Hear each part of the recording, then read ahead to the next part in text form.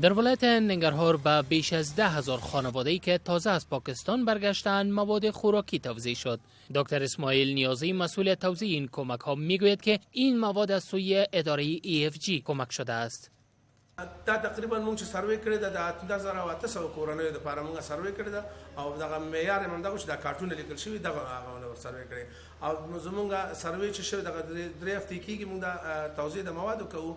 نو دغه مواد په کامو ولسوالۍ کې، په خیوې ولسوالۍ کې، په سرخودو کې، خوږیاڼیو کې او خار کې دا جریان لري. دا مونږ مواد توزیع کړي دي ورته.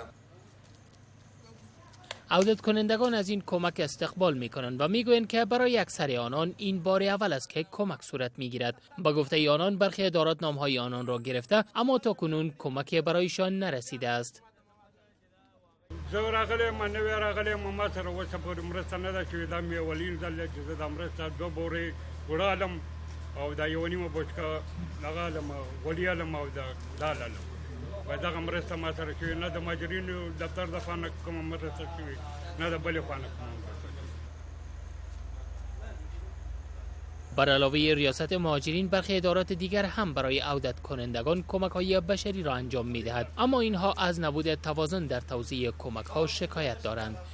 با گفته آنان کمک به افرادی می‌شود که شناخت داشته باشد، اما افرادی هم وجود دارند که تاکنون هیچ کمک دریافت نکرده است.